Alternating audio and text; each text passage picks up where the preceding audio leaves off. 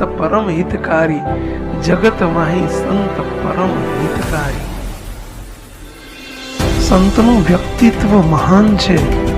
એટલા માટે મહાન છે કે સંતના જીવનમાં કોઈ પ્રકારનો સ્વાર્થ નથી.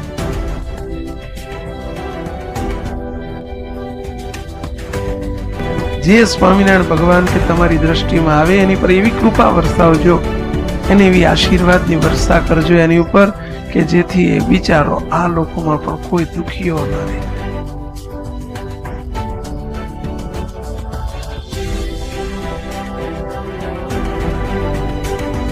તમે કોઈ સેવા કરો છો તો એની પાછળ સંતોનો કેટલો મોટો નિષક હોય છે.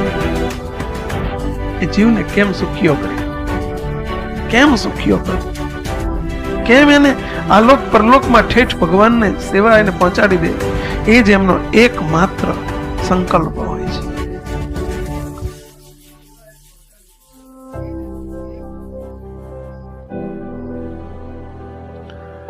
સંતનો ધર્મ છે સંતા પરોપકારાય વિભૂતિ. સંતો પરોપકાર માટે સર્જાયેલી વિભૂતિ છે. અમને આપણા ગુરુજી બાપજીએ એક આજ્ઞા કરેલી છે, સંતો તમે જમવા બેસો અથવા એક કંઈ પણ મોંમાં મૂકો, પહેલી પ્રાર્થના કરીએ છીએ અને પછી અમે મુખમાં મૂકીએ. સંતો પહેલી પ્રાર્થના કરે કે હે મહારાજ, આપ જમવા પધારો.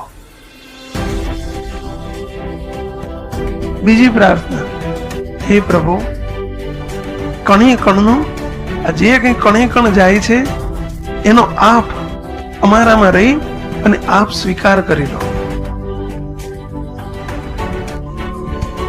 અને ત્રીજી પ્રાર્થના, હે મહારાજ, આ જમાડનારનું તમે સર્વે રીતે રૂડું કરજો. મહારાજે જેતલપુરના ચોથા વતનામૃતમાં આવા સંતો માટે કહ્યું છે. મહારાજ કે આવા સંતોને કોઈ અન્ન જમાડે, કોઈ રસોઈ જમાડે, કોઈ વસ્ત્ર ઓઢાડે, કોઈ એને જળપાન કરાવે. મહારાજ કે કોટી યજ્ઞનું પુણ્ય. આપણા માટે યજ્ઞ એટલે ઘણો રાજીપો, એમાં ખૂબ રાજીપો થાય.